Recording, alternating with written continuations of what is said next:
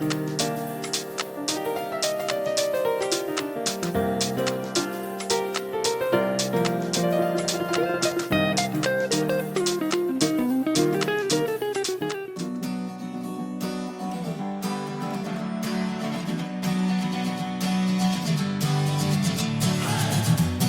lonely in my room again, trying to find the words to say, but nothing comes out.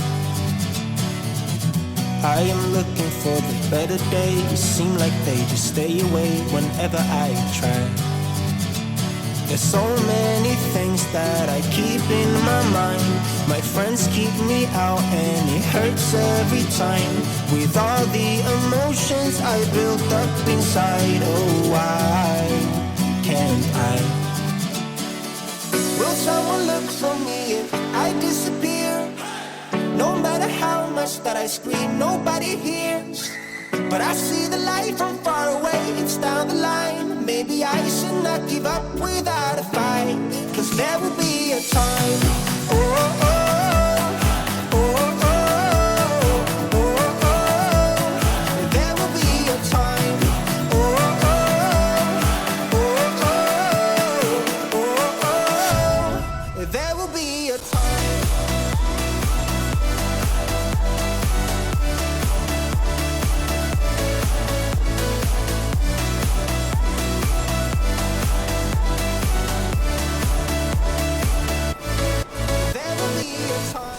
はい、皆さんこんにちは。今日はこちらのスリーパーキャブのスカニア、こちらをねゆっくりとご紹介していきたいと思います。前回のスカニアはね自社で使う G キャブのデイキャブっていう、デイキャブ仕様の G キャブっていうグレードのねスカニアを紹介させていただいたんですけれども、今度もね同じ単車です。いや普通の大型トラックになります。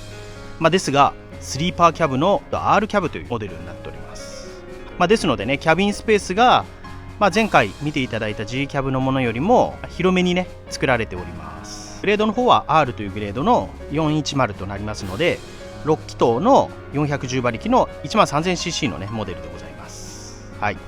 較的パワーがあって、トラクターでもねこのR キャブの450とかあるんで、同じようなねスペックがあるということで、とてもねパワーがあるという感じです。で詳しいねカスタムポイント、今回もねいろいろ新しいのやってますんで、その辺もねいろいろご紹介していければなと思います。でまずね上レーザーの作業灯ですね。こちらも最近おなじみになってきましたけれども、このレーザータイプともともとはヘラの作業灯をつけてたんですけど、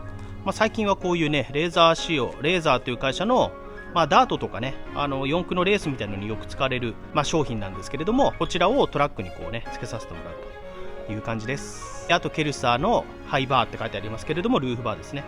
それとバイザーですね。バイザーもこれ長めのものにねしております。フロントパネルに関してはグラデーションっぽくこうね色をこう外に向けてシルバーにしていくようなね塗装になっております。はい。でこのスカニアのマークなんですけれども、このちょうどちょっと紹介させていただきますけど、こう縁取りがねされておりまして、ここがね白く光るようになっております。なんで夜はねひときわ目立つと、こんな感じですね。あとこちらも本国でオプションできるこちらの作業灯ですね。こちらも付けさせていただいてまして、ティスコさんっていうね会社さんなんですけど、ティスコさんのこの20トン超貼らせていただいてます。あとはこのアイラインガーニッシュですね。これをつけることによってとてもね目が鋭くなって、でもここのねちゃんとポジションはねこう綺麗にね残るっていう、そういうアイラインになってまして、であとこれ標準でもねフォグランプは LED になってます。はい。でリップスポイラー取り付けさせていただいて、あとはこういう風にねイルミネーション加工をさせていただいているということでございます。やっぱりこの、国内の単車っていう部類ですと、この R キャブが一番最高になります。ヘッドだとねもう一個大きい S キャブっていうのがあるんですけど、単車の場合はこれがね最高のモデルになってます。でこれもねここ開くので、ここにね乗ってこう窓拭いたり、できるんですけど、やっぱキャビンがね高くなるにつれて、ここのねこれバンパーについてるんで、ここがねどんどん低くなっていくんですよね。キャビンが上がっていくんでね、だんだん背が届かなくなるっていうね。僕なんか背低いんでね、もう上の方全然届かないんで、結局脚立使って窓拭かなきゃいけないってことになるんですけど、こういったのもプロフィアなんかついてますよね。こういうのがついてるということですね。はい。でミラーはねこうドアミラーなんですっきりしてますね。国産のミラーみたいにこうねなんか骨がこう出っ張ってなんかないので、非常にねすっきりした作りになってます。はい。これちょっと伝え忘れたんですけど、このアンドもね夜光るようになってます。上のルーフの部分ですね。こういうのもねヨーロッパでは結構ねつけてる車多いんですよね。まあねこんな感じの1台ですね。すごい迫力ありますよね。山形本社のティスコ運輸さんというところに納車させてもらいます。でティスコ運輸さん山形本社なんですけれども、こちらの車は岩手県のね花巻の方に行くということになっております。はい。で横がこんな感じでね単車でございます。スリーパーキャブの、単車なんで必然的にこの日本トレックスの箱がついてきまして、日本トレックスの箱でもこの R キャブに関しては少しグレードのいいものになってまして、ウィングキャッチとか長板がステンレスの仕様になってます。キャビンの方に戻ります。でやっぱねスリーパーなんででかいです。背も高いで、純正でこういうねサイドデフもついてます。で上もねちょこっとなんですけど同風板もねあれついてるんですよね。でこれね同風板もこう角度でガチャガチャガチャってこう調整式なんですよ、スカニアの同風板って。なんで、例えば P キャブ G キャブとか R キャブとかあるじゃないですか。キャブが高くなることにつれて角度を変えてねこう設定できるように汎用性のあるね同風板がついてます。はい。でキャブラインねこうシンプルですね。キャブラインを入れて、でドアノブ同色塗装で、基本的にはシルバーとこのブルーのね2色展開ということになっております。なんでこのミラーだけはねシルバーになっているということですね。はい。でじゃあちょっとこっち見させてもらいましょうか。はい、はい、どうでしょう。非常に広いです。でやっぱりスリーパーキャブなんで基本的にほぼほぼウォークスルーができます。これが S キャブになるとねこの段差すらなくなるんですけど、R キャブなんでこれぐらいの段差で済むということですね。これが G キャブになるとこの辺まで行きます。で P キャブになるとこの辺まで来るんですよね。っていうのでやっぱ段差がねどんどんなくなっていくという、室内空間はこういった形で、寝る部分のねベッドスペースも大きいですし、あとこの上のねコンソールというか収納がねとてもたくさんついております。なんで長距離でね運行する際も荷物は余裕で入る。ここでここもね荷物入るし、ここも入るし、外側にもここにこう収納ボックスがついておりまして、これが両方運転席側にも備わってるという感じでございます。基本的に作りがしっかりしてる。本当にもうね頑丈で、あとこの前比べた G キャブの違いっていうところで、 G キャブだとねこれがねハードパッドになるんです。これソフトパッドなんですよ。柔らかいんですよ、こことかここが。でも G キャブになるとこれがハードパッドになって硬くなります。見た目的にはこんな変わんないですね。あとハンドルがウレタンになったりとかね、こんな感じで非常にね室内空間はもう多分日本で走ってる大型トラックと言われてるものでは一番最高だと思います。居住性も最高、運転もしやすい、非常にねいいですよね。こんな感じで毎回お伝えするんですけど安全窓がないです。ヨーロッパのものなんでね、その代わりとして果たすものがミラーになりますね。あれでこう真下見ましょうっていう。通常国産のミラーって前にせり出してるんでフロントガラス越しに見るんですよ、ミラーをね。ですがこう外車っていうのはもうサイドガラス越しで見るっていうので、フロント部分にないからここが四角になるんですよね。なんでこれカメラを装着しているということで、このカメラに映し出された映像がこの上についてるんですけど、このねモニターに映し出されるということで結構ね鮮明に映し出されます。でタイヤの方とアルミの方なんですけれども、タイヤは 3157022.5、スカニアといえばもう315って感じなんですけれども、ミシュラン X マルチですね。でホイールは毎度おなじみのアルコアデュラブライトと、このセットはもう基本的にスカニア全部ついてきます。なんでねこれも磨く必要ないってやつですね。水洗いで OK ですっていうタイプですね。で、仮想部分なんですけど、今回このタクラサイドガード3段にタクラのブラケットをつけてます。なんで全てにおいて開閉可能になっております。こういうヒンジがついてると思うんですけど、これ全部ガチャーンとこうね上がるんで、要は燃料タンクとかもね洗いやすくなる。でバッテリーなんかもここにあるんですけど、バッテリーなんかもねチェックしやすくなるっていうことで全部ね開閉式にしてます。こういうのもね、4段にしたり3段にしたりそれぞれなんですけど、あとお色がこちらシルバーですけど黒いものもあります。黒い方がね一般的によくうちでは使ってるんですけど、この車の場合はシルバーと青の2色展開ってことでサイドガードはシルバーにしてるということですね。こちらコルゲートパネルの、トレックスの箱ですけど、こちらはもうティスコさんの、看板ボディプリンターで入れさせてもらってます。なのでね一面ブルーっていうことで、やっぱこれコルゲートなんでこのねボディプリンターが非常にねいいんですよ。塗装よりもね非常にこう均等にね塗料が乗っかってくれるんで、うちではこのボディプリンターをね使うことが多いです。でサイドマーカーに関してはワーズ製ですね。こちらも結構ね今スタンダードというかうちではもう当たり前になってきてますね。もう見慣れてきてますよね。で燃料タンク300、200、これ500ですね。もう十分です。燃費もいいんでね、リッター5ぐらいはいくんで、500リッターか5525、2500キロ走れるってことなんで全然いけますよね。後ろこうドーマフェンダー、今ねエアサス下げてるんでとてもね被ってますけど、通常スカニアの場合ってこう上げたまま走れるんでね、ある程度自分で好みの高さにセットして上げておけば低いところも走れる。これねスカニアのメリットなんですよ。国産だと、例えばヒノプロフィアだったらリミッターかかってスピード出なくなるし、車高上げたままとか下げたままだとね。でギガとかだと、スピード上げると勝手に下がっていったり、不走もそうかなってなるので、スカニアの場合は上げたままでもなんでももうそのままいけると。危ない面もあるんですけどね。例えばね 3.8 突っ込んでいったら当たるんでね、上げたままいって、なんでそういった注意は必要ですけど、基本的には扱いやすいです。慣れると。で今車高下げてて、でリアのタイヤは 2757022.5 ですね。こちらも X マルチということで、フロントがねリブタイヤってのになるんですよね。スカニアの場合はこう縦溝みたいになるんですよ。軸の部分がミックスになります。スペアタイヤこれねついてるんですけど315になるわけですよ。なのでリアはちょっと積んでませんこれがねやっぱりちょっとスカニアの難しいところで、やっぱり国産だったら基本はね全部タイヤ統一じゃないですか。低床だったら245とかね、フロントとリアが違うのでフロント用です。なんでリアはねダブルタイヤになってるから多少なんとかなるっていうこともあるんでしょうけど、とりあえずフロントのスペアタイヤがついてるということですね。でオーバーハッグ部分もサイドガード当てがっております。はい。リア周り上から、上はファンクションランプですね。なんでこれもインカートブレーキと作業灯が連動してつくよっていう非常にね役に立つトップマーカーですね。でシーケンシャルで流れるということです。でリアの部分もやっぱりR キャブなので、この箱が全部ステンレス仕様になってますね。なんで長板関係とかロックバー、この辺は全部ステンレスです。うちの方でこのリアシルって言われてる部分を加工して付け足してます。通常ここまでなんですけどね、ここがないんですよ。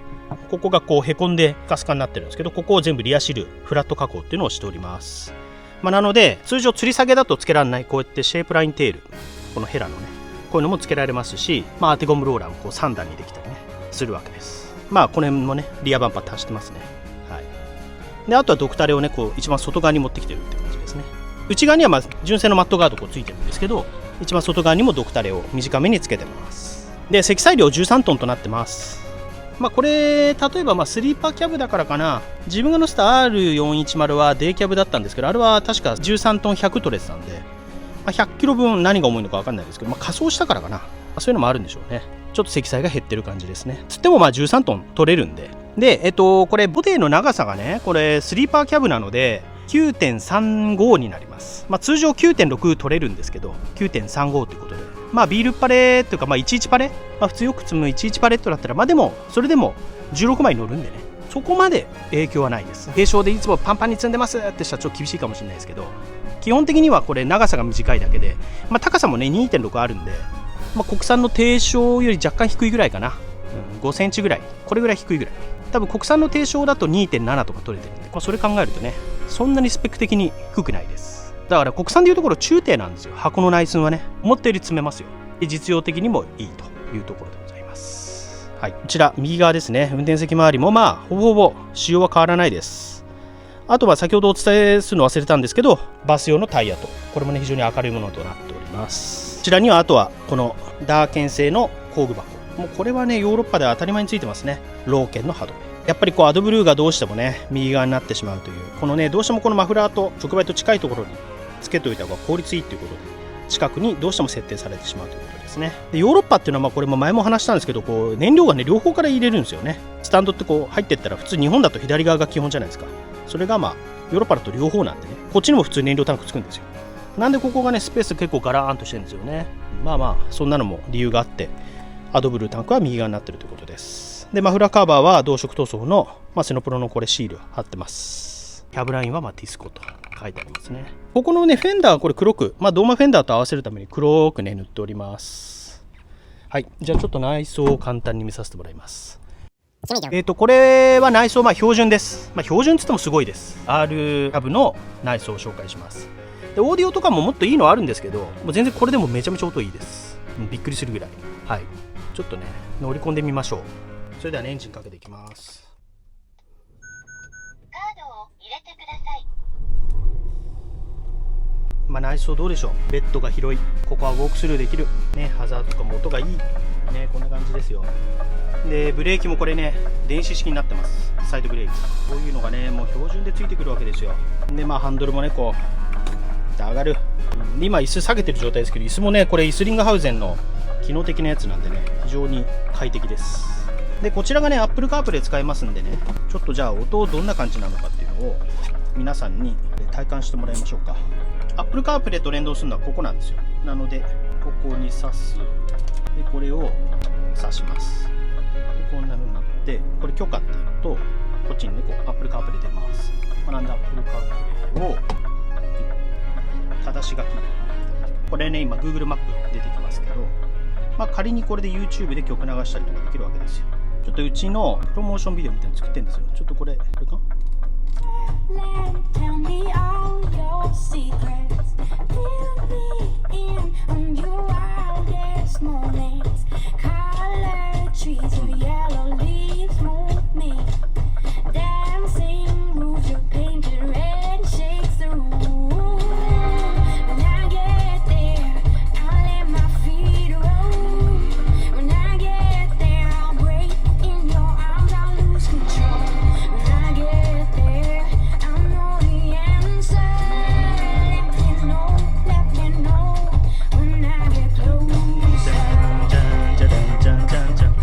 ないですかこれ。画面がねこれ出せないですけどね、ここには。こんな感じだったり、これとかこのね NCS どうでしょう。こ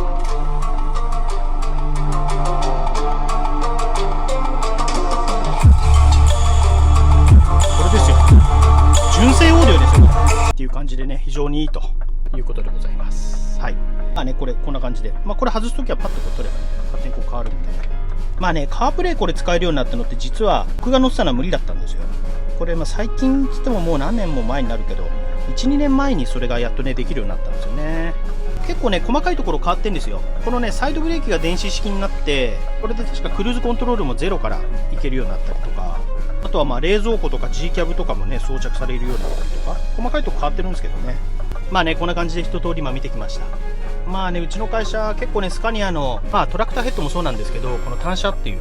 大型トラックバージョンも非常にね多くオーダーいただいております。その中でもねやっぱりこの R キャブのスリーパーキャブっていうのは一番多くて、もうお客さんの中にはねもう冷凍の箱乗せさせてもらったりとか、あとそのドライでも1組で組まれたりっていうねぐらい人気のあるお車です。でやっぱりね乗務員さんもこれね乗りたいっていう方多いんですよ。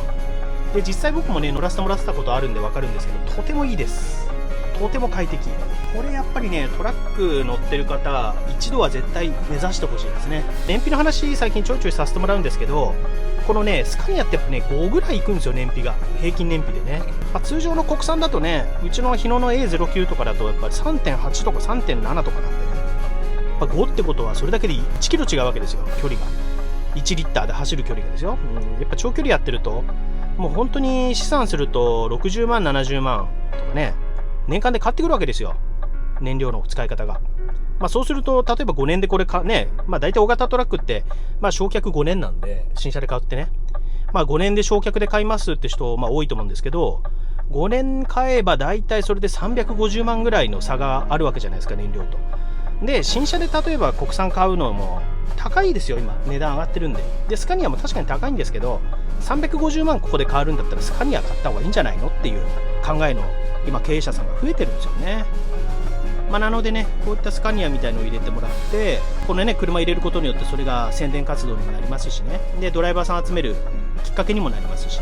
ぜひ一度ねお考えいただければなと思います。はい、それではねまた動画企画して撮影しますので、お時間ある際ご視聴いただければありがたいです。それでは次回までご覧いただきありがとうございました。失礼します。